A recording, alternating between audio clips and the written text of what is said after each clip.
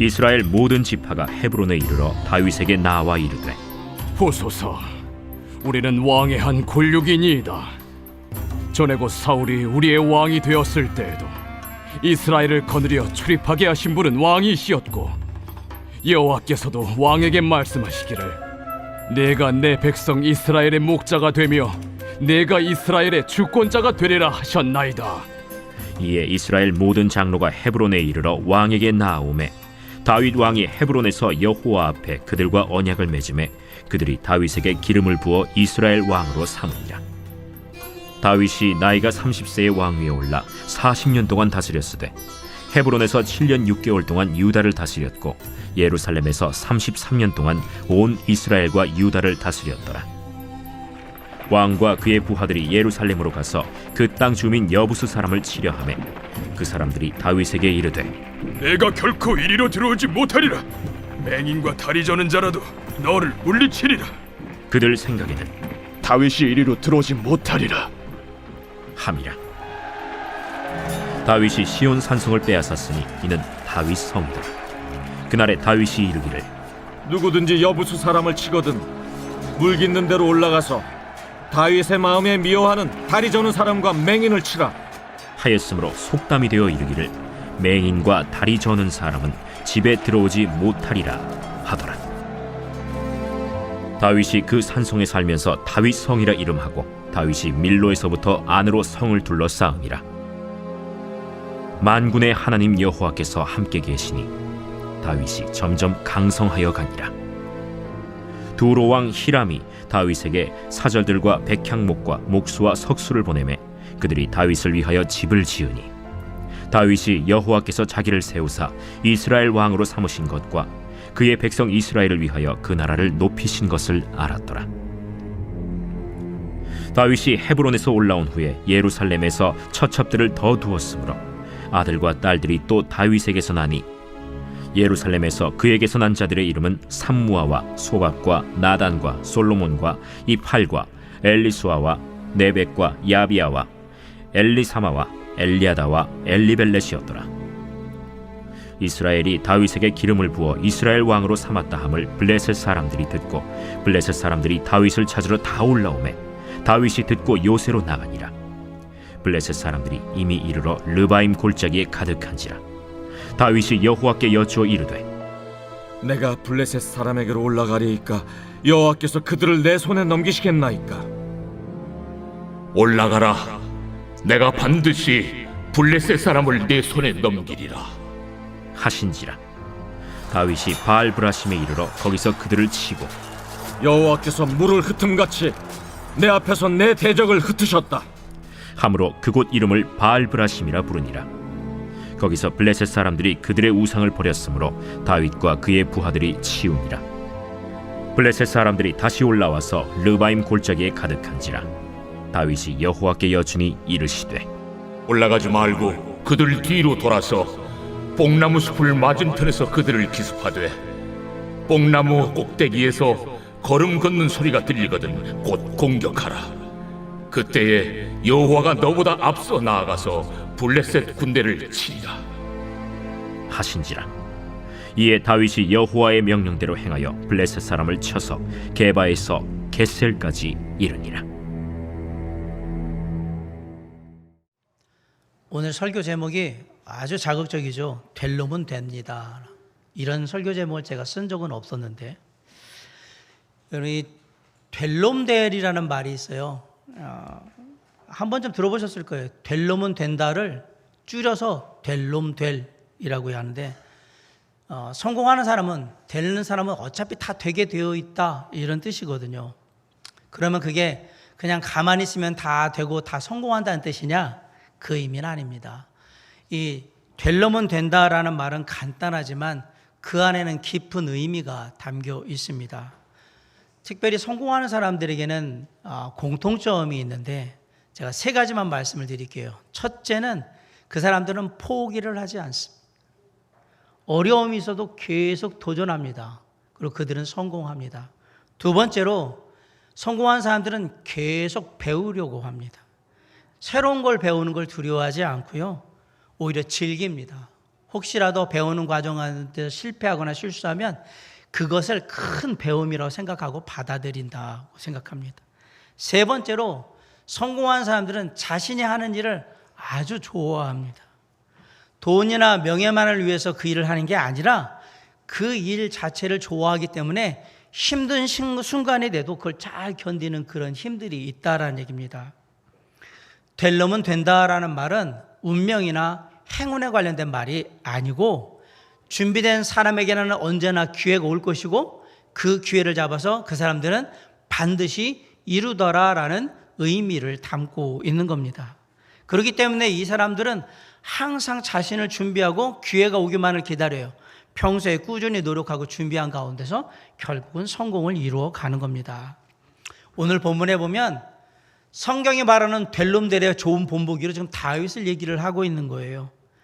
될 놈 될 다윗의 성공에는 지금 제가 말씀드렸던 포기하지 않고 항상 배우려고 하고 그 일을 좋아하고 이외에 더 중요한 두 가지가 있다라고 우리에게 얘기합니다. 과연 다윗이 보여주는 될 놈 될의 두 가지 비결은 뭘까요? 첫째는 하나님이 함께 하시면 다 잘 된다 그 뜻입니다. 아멘이 별로 그냥 맨날 그렇지 이런 느낌이에요. 하나님이 함께 하시면 다 잘 되게 되어 있습니다. 아브넬과 이스보셋이 다윗을 대적하기 위해서 이스라엘의 11지파를 데리고 나라를 세웠습니다. 그런데 다윗은 잠잠히 하나님을 때를 기다렸어요. 그러자 자기들끼리 다 해서 무너져 버렸어요. 요압 같은 악인을 통해서 아브넬을 죽게 만듭니다. 그리고 레갑과 바하나 같은 악인을 통해서 왕에 있던 이스보셋을 제거합니다. 다윗이 직접 한 건 하나도 없는데 하나님과 함께하자 하나님이 알아서 다 처리를 해 주셨습니다. 이스보셋이 죽은 후에도 하나님의 뜻을 믿고 기다리자 놀랍게도 나머지 11지파의 모든 지도자들이 다윗에게 나옵니다.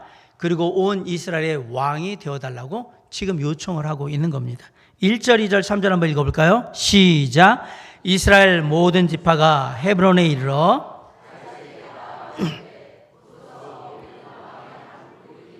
2절.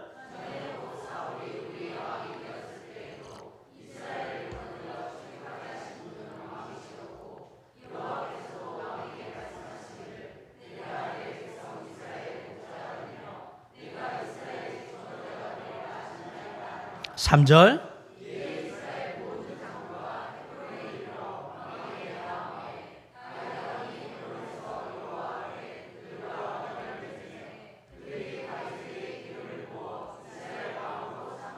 네. 이 사람들이 근데 다윗 왕 앞에 나와서 하는 얘기들이 좀 이상합니다. 먼저 우리는 왕의 한 고륙이니이다 라고 했어요. 고륙이라는 얘기는 같은 필줄이라는 얘기입니다. 근데 왜 싸웠죠?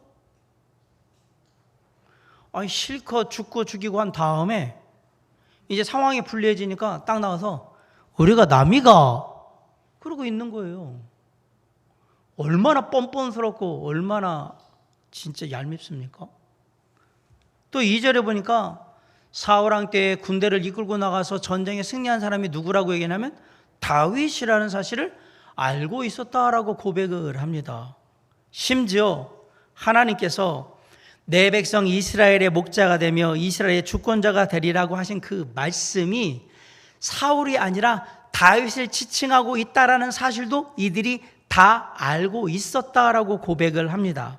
하나님께서 다윗에게 기름을 부어 온 이스라엘의 왕을 삼으셨다라는 사실을 다 알고 있었다면서 왜 다윗을 대적하면서 다윗을 못 살게 굴었던 걸까요? 그런데 놀라운 것은 다윗이 이러한 이스라엘 11지파의 지도자들의 말에 대해서 별다른 얘기를 하지 않았다라는 얘기입니다. 그냥 다윗은 그들의 제안을 조용히 수락했습니다. 왜 그랬을까요? 그건 그들이 왕을 시켜주겠다는 약속이 아니라 이 모든 것은 하나님의 약속에 의해서 이루어진다는 사실을 다윗은 믿고 있었기 때문에 그렇습니다. 그러자 이제 이들이 뭘 했냐면 다윗에게 기름 부어서 온 이스라엘 왕을 삼기로 한 거예요. 여러분 아시지만 다윗은 사무엘 선지자 때 이미 한 번 기름 부음을 받았고 유다의 왕이 되었을 때도 기름 부음을 받았어요. 이제 세 번째 왕으로서 기름 부음을 받고 온 이스라엘의 왕이 되는 거예요. 4절 5절 한번 읽어볼게요. 시작. 다윗의 나이가 30세의 왕에 올라 5절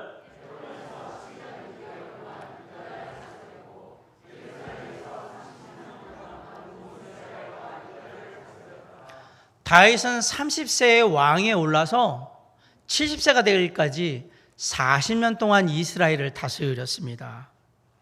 다윗은 하나님과 함께함으로 때를 기다렸던 겁니다. 처음에 10대 소년으로서 사무엘 선지자가 와가지고 아버지 양치고 있을 때 그때 기름 붓잖아요. 그러면 다윗이 바로 왕이 됐느냐? 왕이 되지 않았습니다. 형들 안부 물으러 블레셋과의 전쟁터에 나가서 골리앗을 죽였을 때 사울은 천천히고 다윗은 만만이라고 했을 때 그럼 왕이 됐느냐? 아니요, 왕이 되지 않았습니다. 짧은 기간 동안 사울왕의 신하로 사울을 섬기기도 했고요. 사울왕이 죽이려고 쫓아다니는 바람에 10여 년이 넘게 도망다니는 망명 생활을 했어요. 사울왕이 죽으면 끝난 줄 알았더니 겨우 헤브론에 와가지고 유다의 왕이 되어서 7년 6개월을 다스렸습니다. 하지만 다윗은 실망하지 않았고요. 자신의 신세를 한탄하지도 않았습니다. 그냥 주어진 상황 속에서 열심히 최선을 다해서 맡겨진 백성들을 섬겼다라는 사실입니다.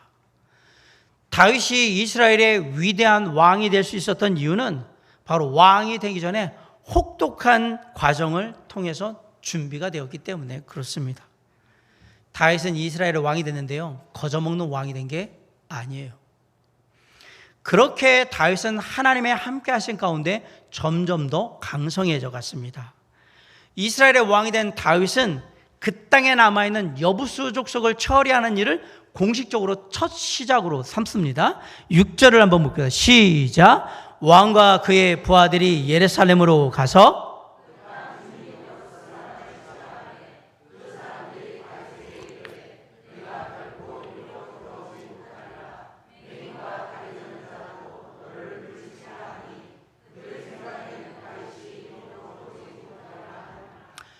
다윗이 온 이스라엘 왕이 된 후에 제일 먼저 하고 싶었던 일이 뭐냐면 수도를 예루살렘으로 옮기는 일이었습니다. 헤브론은 이스라엘의 남쪽에 있어서 남쪽에 있으니까 북쪽이 계속 비었던 것이고, 그렇다고 갈릴리나 이런 쪽에 북쪽으로 가게 되면 남쪽이 비게 되니까 중간에 좀 알맞은 곳에다가 수도를 정하고 남북을 다 통일할 수 있으면 좋겠다라고 생각을 했던 거예요. 그래서 예루살렘으로 수도를 옮기려고 했는데, 예루살렘은 이스라엘 전체로 볼 때는 중간에 위치해 있고 성 주변에는 깊은 골짜기들이 있어서 다른 그 대적들이 침입하기가 쉽지 않은 지역이었어요. 방어하기가 되게 좋은 곳이란 말입니다. 또 기드론 골짜기에 기혼이라는 아주 풍부한 샘이 있어서 물을 충분히 공급받을 수 있는 그러한 천혜의 요새였던 거예요. 아울러 예루살렘은 유다 지파와 베냐민 지파의 경계에서 가까이 있었기 때문에 여러분 하지만 다윗은 유다 지파잖아요. 그렇기 때문에 자기들의 그 본거지를 많이 떠나지 않고도 충분히 아우를 수 있는 그러한 지역이었던 거예요. 그런데 그 지역에 누가 살고 있었느냐? 여부수 사람들이 살고 있었습니다. 여호수아의 가나안 정복 전쟁 때 그 전쟁을 마무리하면서 여호수아가 가나안 땅을 각 지파별로 12지파별로 다 나눠주게 됩니다. 그리고 이 여부수 땅은 누구에게 소속되냐면 베냐민 지파에게 소속이 되는데, 놀랍게도 여부수 지파가 나름 강했어요. 그래서 베냐민 지파가 쫓아내려고 하다가 쫓아내지를 못하니까 포기를 했어요. 그래서 여부수 사람들은 원래 있던 데로 살고 베냐민 지파들은 저 산이나 이런 데로 좀 안 좋은 데로 가서 살고 계속 그렇게 온 거예요. 그 상황에서 이제 다윗이 상황을 정리하겠다, 쫓아내지를 못한 걸 이제 쫓아내겠다라고 생각을 한 거예요. 여부수 사람들은 지금 예루살렘에 어떠한 족속들이 쳐들어온다 할지라도 잘 방어할 수 있는 예루살렘이라는 천혜의 요새에 있으니까 우리는 아무도 공격하지 못할 거라고 자신만만해 쓴 겁니다. 그래서 그곳의 이름을 뭐라고 불렀냐면 평화의 땅, 그래서 예루살렘인 거예요. 우리는 편안해. 왜? 아무도 우리를 공격할 수 없으니까. 그런데 이런 이 예루살렘을 다윗이 공격하기로 마음을 먹은 겁니다. 그런 다윗의 의도를 정확히 알았던 여부수 사람들은 콧방귀를 끄면서 다윗을 조롱하기 시작했습니다. 6절에 보세요. 네가 결코 이리로 들어오지 못하리라. 맹인과 다리 저는 자라도 너를 물리치리라. 무슨 얘기냐면, 야, 너까지 것도 와봐야 이 천의 요새에서 너희들 상대하는 건 껌이야. 아무것도 아니야. 이렇게 생각했던 거예요. 아무도 공격할 수 없는 난공불락의 천의 요새에서 우리는 살고 싶다는 자부심이 대단했던 겁니다. 그런데 결과는 어떻게 됐을까? 자, 7절, 8절 있습니다. 시작. 다윗이 시온 선상을 빼앗았으니 이는 다윗성이더라. 8절.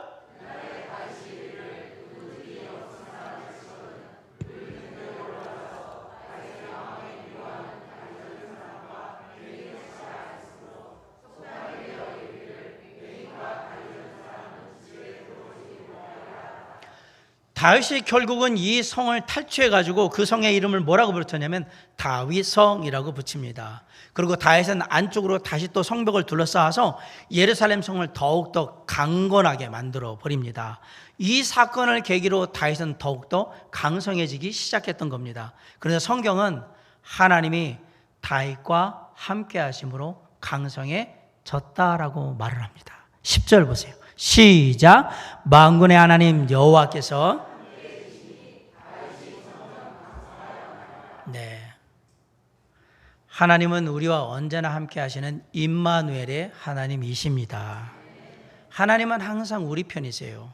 그리고 당신의 자녀들을 사랑으로 살피시며 붙들어 주시는 좋으신 분이십니다. 문제는 우리가 그런 하나님과 늘 함께 있느냐가 문제인 겁니다. 많은 사람들은요, 나도 다 생각이 있어요. 내가 다 알아서 할게요. 이렇게 말하는 경우가 참 많아요. 신앙임에도 불구하고. 어떤 사람들은 속으로 하나님이 좀 함께 안 하시면 좋겠다라는 마음 속내가 있는 경우도 있습니다. 왜요? 뭔가 하나님이 함께 하신다고 생각하면 불편하고 신경 쓰이고 부담스러운 게 없지 않아 있거든요. 하나님 안 믿었으면, 교회 안 다녔으면, 하나님 함께 안 하시면 좋겠다라는 생각이 마음속에 있는 분들이 있더라는 얘기입니다. 항상 나만 바라보시는 것 같고, 항상 내가 죄 짓나 안 짓나 나만 감시하는 것 같아요. 안 계시면 좋겠는데. 그래서 우리가 어떻게 하나님을 믿느냐? 하나님, 저쪽에 잠깐 가 계시다가 제가 필요할 때 부르실 테니까 그때 좀 오시면 좋겠습니다. 하나님, 이렇게 하나님을 믿는 사람들이 많이 있는 겁니다. 우리에게 하나님은 과연 어떤 분이실까요? 제가 이사를 하려고 하는데 4층이에요. 안타깝게도 엘리베이터가 없어요. 자, 그러면 둘 중에 하나를 선택해야 돼요. 제가 이 집을 바꿀 만한 돈의 여력이 없어요. 그럼 어떻게 해야 되죠? 어떻게 해야 합니까? 4층인데 엘리베이터가 없어요. 어떻게 해야 합니까? 돈이 없어요. 그냥 살아야죠. 뭐 불편하더라도 4층까지 걸어 올라다니면서 살아야 돼요. 그런데 제가 4층인데도 엘리베이터 있는 집을 구할 만한 여력이 더 있어요. 그럼 어떻게 하면 되죠? 다른 집을, 그 있는 집, 엘리베이터 있는 집을 다 구해가지고 거기로 가면 됩니다. 자, 이거는 선택의 문제입니다. 그런데 집안에 유리가 깨진 유리 조각들이 막 널려 있어요. 좀 불편하긴 하지만 안 깨진 거 이렇게 밟으면서 내가 그렇게 살아야 되겠다. 그렇게 살아야 될 문제입니까? 아니면 깨끗이 다 치우고 안전한 가운데 살아야 되는 겁니까? 이건 선택의 문제가 아닙니다. 그냥 무조건 치워야 되는 겁니다. 깨끗하게 치우고 살아야 되는 거란 말이에요. 하나님이 나와 함께해서 정말 불편하고 신경 쓰이고 부담스럽다면, 자, 저와 여러분은 어떻게 해야 되겠습니까? 엘리베이터 없는 4층 집이라고 생각해서 비록 불편하고 힘들기는 하지만 그래도 가끔은 내 기도도 들어주시고 내 삶에 나름대로 놀라운 역사도 이루어주신 것 같고 그러니까 그냥 뭐 좀 그렇게 그냥 살지 뭐 이렇게 살 수 있어요. 그렇게 살든지 아니면 이 상태가 내가 하나님을 정말 불편해하고 신경 쓰이고 부담스럽게 하는 상태가 온 집안에 깨진 유리주걱이 다 널려있는 상태하고 똑같아서 더 이상 방치를 했다가는 내 영혼이 폐폐해지고 문제가 크겠구나라고 생각해서 결단하고 깨끗이 정리하고 가정을 온전히, 그러니까 내 영적인 상태로 온전히 회복해서 살든지 어떤 쪽을 할 거냐라는 얘기입니다. 하나님이 나와 함께 하시는 것에 대해서 내가 느낄 때 엘리베이터 없는 4층으로 생각하면서 사는 것과 하나님이 나와 함께 하시는 것에 대한 불편함, 신경 쓰이는 것, 그런 부담스러운 걸 깨진 유리조각이 널려있는 집이라고 생각하면서 신앙생활하는 것은 아예 다른 겁니다. 저는 하나님을 향해서 내가 불편해하고 신경 쓰고 부담스러워하는 마음은 집안에 유리조각이 널려있는 것과 똑같다는 생각으로 내 마음을 결단하고 깨끗이 정리해서 주님만 바라볼 수 있도록 반드시 하셔야 된다고 믿습니다.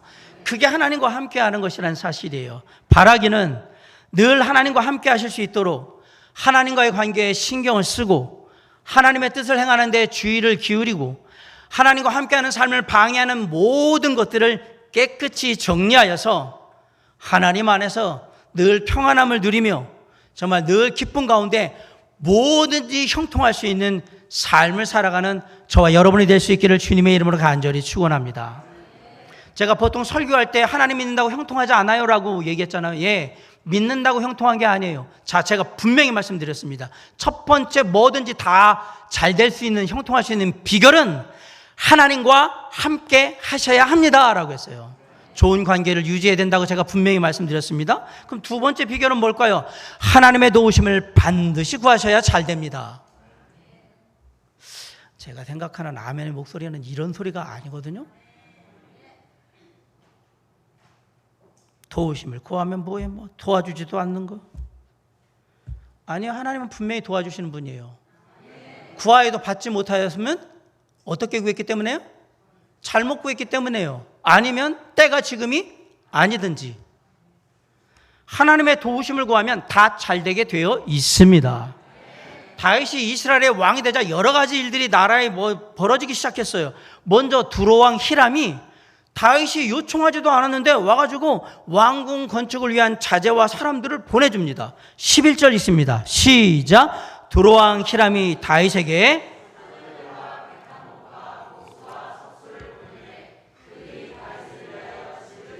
네, 두로와 시도는 BC 10세기에서 8세기까지 중개무역으로 성장한 도시국가입니다. 여러분 혹시 세계사 공부하다가 이 중개무역하는 이 유럽 지역을 생각하면 페니키아라는 나라가 나올 거예요. 페니키아가 바로 두로가 페니키아의 중심 도시예요. 여기는 중개무역을 하던 그 도시국가란 말입니다.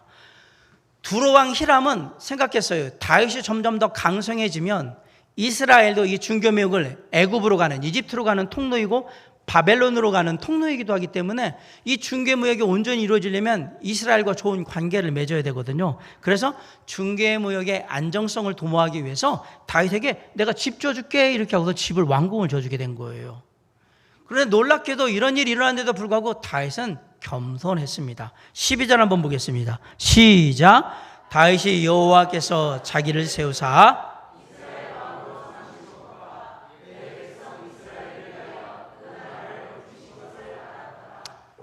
보통 사람 같으면 다른 나라의 왕이 와가지고 얘기도 안 했는데 와서 왕궁을 멋있게 지어주겠다고. 그러면 솔직히 어깨 힘들어가면서 우쭐해지고 교만해지고 그럴 수 있는 거 아닙니까? 내가 이 정도구나. 난 얘기도 안 했는데 막 와서 할 정도면 내가 나름 자리 잡았구나. 내가 대단한가 보네. 이렇게 할 정도야? 이렇게 생각하면서 교만해질 수 있거든요. 다윗은 교만하지 않았습니다. 오히려 다윗은 이 상황을 통해서 두 가지를 깨닫게 되는데, 첫째, 하나님이 자신을 왕으로 삼으셨다는 사실을 깨닫게 됩니다. 내가 잘해서 뭔가 업적을 이루어서 그래서 왕이 된 게 아니라 하나님이 은혜로 나를 택하시고 왕으로 삼으셨다라는 사실을 깨닫게 됩니다. 그리고 두 번째, 이 모든 것은 이스라엘 백성들을 위해서 나라의 번영이 주어진 것이다라는 것을 깨닫어요. 내가 잘해서 나라가 번영한 게 아니라 하나님께서 이스라엘 백성들이 풍요롭게 행복하게 잘 살게 하기 위해서 지금 번영할 수 있도록 그렇게 만들어주고 계시다라는 사실을 알게 된 거예요. 그런 다윗에게 전혀 어울리지 않는 얘기가 곧바로 나옵니다. 다윗 왕이 여러 처첩과 자녀들을 가지고 있더라라는 얘기를 하는 거예요. 지금까지 분위기 좋았거든요. 신앙적으로 참 잘 나가는 분위기였는데 이 다윗하고 전혀 어울리지 않는 이야기가 13절에 나와요. 읽어볼까요? 시작. 다윗이 헤브론에서 올라온 후에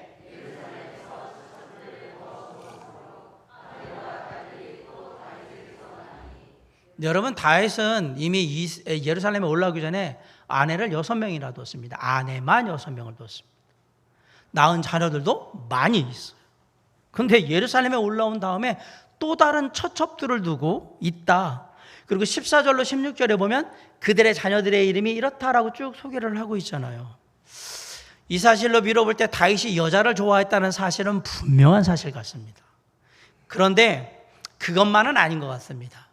아마도 초기에 왕권을 강화하기 위해서 여러 유력한 가문의 딸들과 그냥 계속 결혼을 했던 것 같아요. 솔로몬이 그랬듯이. 이 충분히 추측이 가능한 데인 거예요. 그럼에도 불구하고 다윗 같은 사람에게 이런 모습이 보여진다라는 사실은 그가 위대한 왕이긴 했지만 그도 역시 연약한 한 인간에 불과하다는 사실을 그대로 보여주고 있는 게 아닐까 생각이 듭니다. 아무튼 그런 가운데 블레셋과의 1차 전쟁이 벌어지게 되었어요. 다윗을 중심으로 이스라엘 백성들이 똘똘 뭉치니까 블레셋 사람들이 그것을 위협으로 느껴서 야, 초반에 기세를 꺾어가지고 못 기어오르게 만들어야 되겠다, 이렇게 해서 전쟁을 하게 된 거예요. 자, 17, 18절을 읽습니다. 시작. 이스라엘이 다윗에게 기름을 부어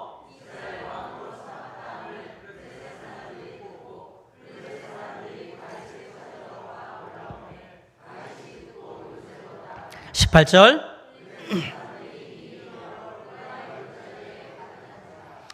그렇게 블레셋과의 전쟁이 시작됐어요. 그런데 블레셋 군과 대치 중이던 다윗은 놀랍게도 아주 겸손한 모습을 보여줍니다. 19절 한번 읽어봅시다. 시작.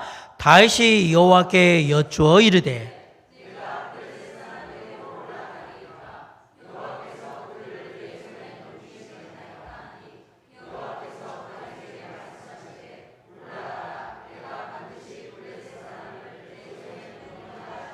네. 다윗은 이 전쟁이 하나님의 뜻인지, 그리고 이 전쟁에 나갔을 때 승리할 수 있는지 하나님께 먼저 여쭙고 거기에 대한 응답을 받은 후에 전쟁에 나가려고 하는 겁니다. 여러분 아시겠지만 한때 사울 왕을 피해서 도망 다닐 때 다윗이 어디로 갔었냐면 블레셋에 가서 산 적이 있습니다. 누구보다도 블레셋 사람들을 잘 압니다. 그리고 블레셋과 여러 번 전투를 했던 경험도 있습니다. 그러다 보니까 블레셋 군대에 대해서 다윗은 정말 잘 알고 있습니다. 누구보다 잘 아니까 누구보다 잘 싸울 수 있겠죠. 그러니까 이런 상황이라면 그냥 내가 알고 있는 대로, 내가 잘 아는 대로, 그냥 생각하던 대로 작전 세우고 그냥 전략 세워서 그냥 블레셋을 공격해버리면 되는 겁니다. 왜? 내가 너무 잘 알거든요, 쟤네들을. 그런데 다윗은 그런 다윗의 지식이나 자신의 지식이나 정보나 경험들을 의지하지 않고 철저하게 하나님의 도우심을 구했던 거예요. 하나님의 사람, 믿음의 사람다운 모습을 보여줬다라는 얘기입니다. 그렇게 나아간 다윗은 당연히 블레셋과 1차 전쟁에서 승리하게 되었습니다. 다윗은 앞서 행하시면서 블레셋 군대를 다 깨뜨리시는 하나님의 도우심을 직접 눈으로 보게 됩니다. 그리고 거기서 블레셋 군사들이 버리고 간 우상들을 다 가져다가 다 태워버립니다. 여러분 잘 알고 계시겠지만 고대 사람들은 전쟁의 승패가 자신들이 믿고 있는 신의 능력에 따라 좌우된다라고 믿는 사람들이에요. 그래서 이스라엘 백성들도 예전에 전쟁할 때 뭘 가지고 나갔죠? 언약궤를 가지고 나갔지 않습니까? 내가 믿는 여호와 하나님의 능력으로 전쟁한다고 생각했기 때문에. 마찬가지로 블레 사람들도 그런 식으로 해서 바알과 다곤 신의 우상을 수레로 끌고 가고 어떤 사람은 그걸 작게 만들어서 몸에 품 안에 지니고 그리고 전쟁터에 나갔어요. 그런데 그런 크고 작은 우상들을 다 버리고 도망갔다라는 얘기는 블레셋 군대가 참패를 했다라는 얘기예요. 하지만 1차 전쟁에서 참패했음에도 불구하고 블레셋은 포기하지 않고 2차 전쟁을 다시 일으킵니다. 22절을 한번 보세요. 시작. 블레셋 사람들이 다시 올라와서. 그럼 다윗은 어떻게 했을까? 이번에 한번 해봤으니까, 처음에 한번 해봤으니까 이제도 뭐 그렇게 하면 되겠지? 아니요.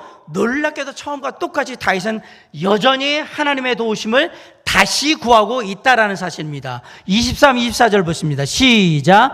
다윗이 여호와께 여쭈니 이르시되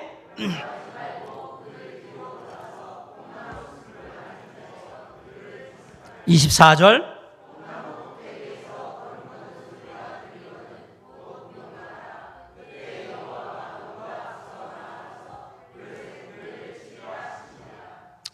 하나님께서 뭐라고 했냐면 내가 너하고 꼭 함께 할 것이다.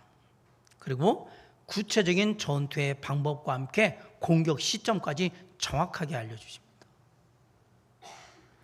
블레셋을 뒤에서 공격하되 공격 시점은 다윗 네가 보고서 판단하는 게 아니라 내가 그 시점을 알려줄 거야. 그때 공격하라고 얘기해요.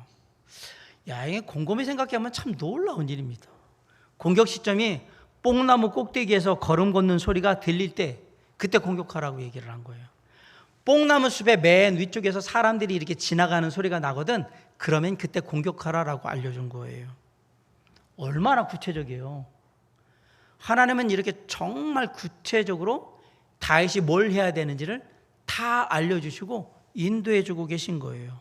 그 얘기는 뭐냐면 내가 반드시 내가 말한 대로 이루리라라는 확신을 다윗에게 주고 있는 겁니다. 그런데 여기에 또 놀라운 이야기가 담겨 있습니다. 24절 하반절에 보세요. 그때 여호와가 너보다 앞서 나가서 블레셋 군대를 치리라. 전쟁은요, 군사가 많으면 많을수록 이기기에 유리한 겁니다. 그런데 하나님은 생각이 전혀 다르십니다. 다윗한테 뭐라고 얘기냐면 하나님의 군대가 먼저 나가서 블레셋 군대를 다 칠 거거든. 너는 뒤에 따라오면서 다 끝난 거 정리만 하면 돼 라고 얘기한 거예요. 자, 보세요.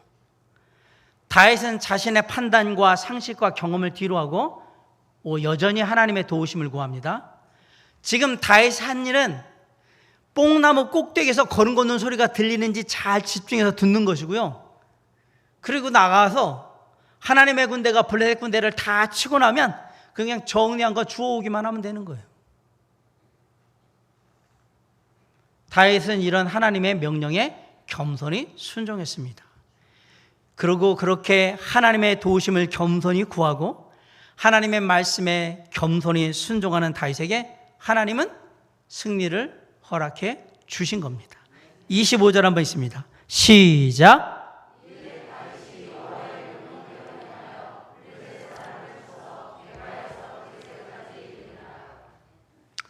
우리는 살아가면서 정말로 감당할 수 없는 수많은 문제들을 맞닥뜨리게 됩니다.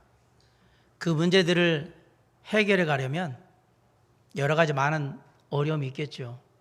하나님을 믿는 사람들은 그런 문제를 해결할 때 반드시 하나님의 도우심을 구해야 합니다.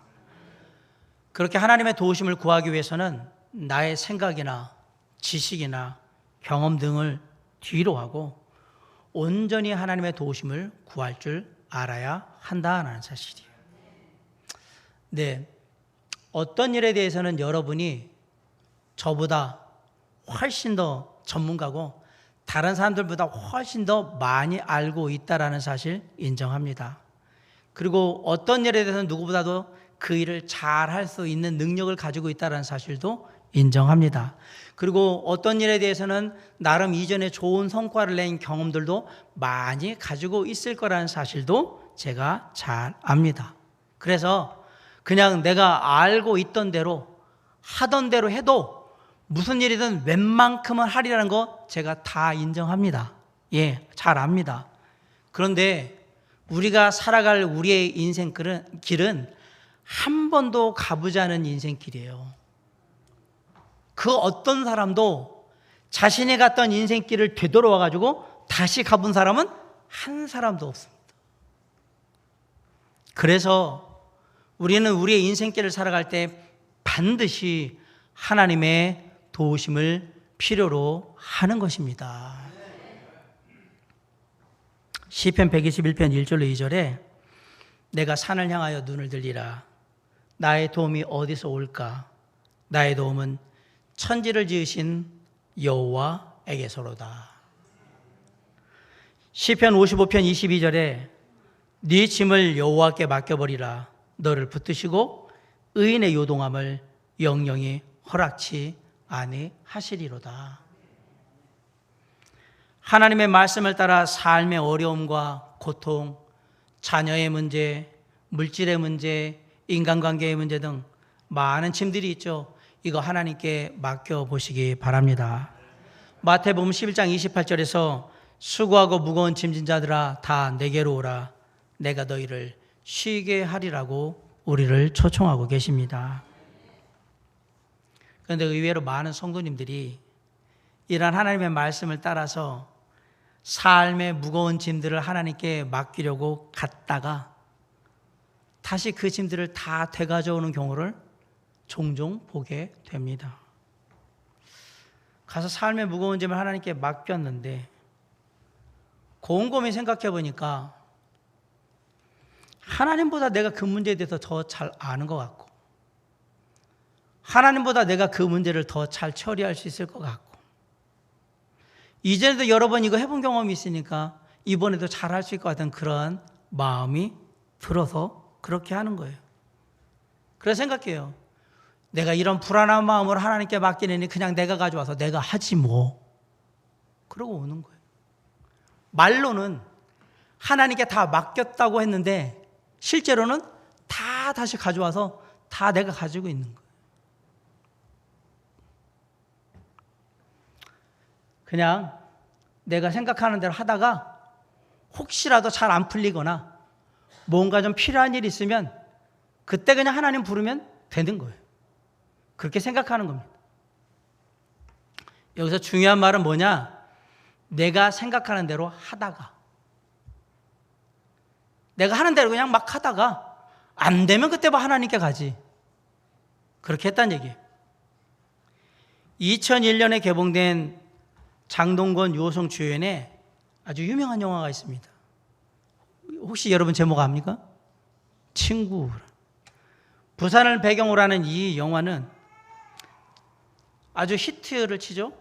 그런데 어느 날 장동건이 친구 유호성에게 던진 유명한 대사 한마디가 있습니다.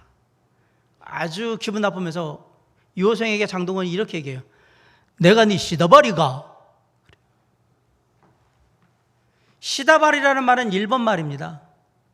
쉽게 말하면 그냥 조직 내에서 잔심부름이나 하거나 보호조 역할을 하는 사람을 지칭할 때 시다바리라고 하고요. 우리는 시다바리라고 하지 않고 시다라고 보통 표현을 해요. 그래서 숙련된 기술자에게 필요로 하는 연장이나 재료들을 달라고 하면 그거 갖다 주는 사람, 그런 보조원 조수를 뭐라고 그러면 시다라고 불러요. 내가 생각하는 대로 하다가 필요할 때 하나님의 도우심을 구한다면 그때 나의 하나님은 시다바리 하나님입니다. 시다바리라고요, 하나님이. 어떻게 우리가 하나님을 이렇게 치욕적으로 만들 수가 있습니까? 어떻게 나의 하나님을 시다바리 하나님을 만들어요? 사랑하는 성도 여러분, 그러지 말고 그냥 하나님께 다 맡기고 도움을 구하십시오. 속된 말로 내가 한다고 깝죽대지 말고 처음부터 하나님께 맡기고 도움을 구하세요. 그렇게 잘했으면 내가 이렇게 있겠습니까? 제 목회 27년 내내 28년 되는데 매번 이렇게 설교해도 안 되더라고요. 그렇게 잘하면 뭐하러 하나님을 믿어요? 내 마음대로 살지. 그래서 사는 대로 내가 마음먹은 대로 생각하는 대로 되셨습니까?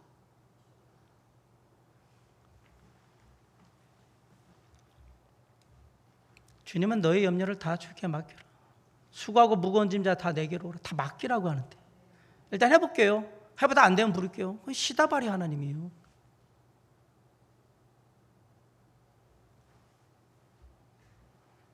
하나님께 맡기시고 겸손히 그 도움을 구하시기 바랍니다. 그러면 하나님께서는 당신의 자녀들을 선하게 인도하시고 반드시 좋은 곳으로 채워 주실 것입니다. 돈도 건강도 자녀들도 먹고 사는 거 다 내 마음대로 안 됩니다.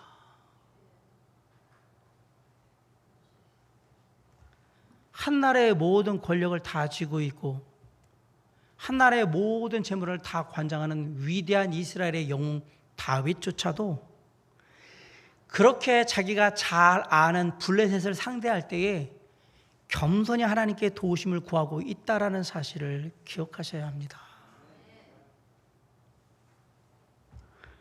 하나님을 믿고 겸손히 하나님의 도우심을 구하는 신앙, 그게 진짜 신앙입니다. 그리고 하나님을 믿고 겸손히 하나님의 도우심을 구하는 자에게 하나님은 선하게 역사하시는 좋으신 분이십니다. 언제 어느 곳에서 어떤 일을 당하든지 간절히 하나님의 도우심을 구하시기 바랍니다. 그러면 하나님께서 저와 여러분의 그 간절한 간구를 들으시고 하나님의 자녀들에게 놀랍게 역사해 주실 것입니다.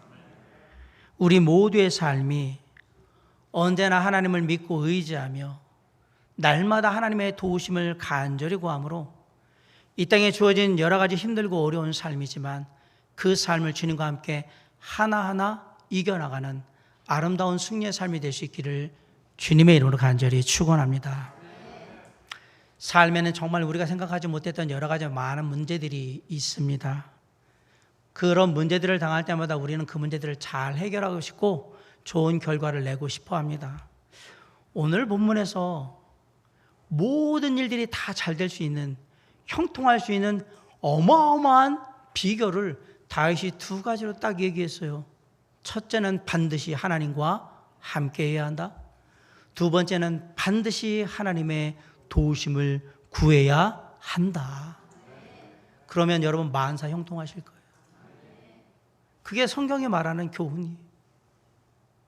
사랑하는 성도 여러분, 오늘 말씀을 마음에 잘 새기고 늘 하나님과 함께 하기를 힘쓰며 어떤 크고 작은 일에도 주님의 도우심을 간절히 구함으로 주님과 함께 한 걸음 한 걸음 아름다운 승리를 이루며 나아가는 저와 여러분의 삶이 될 수 있기를 주님의 이름으로 간절히 축원합니다.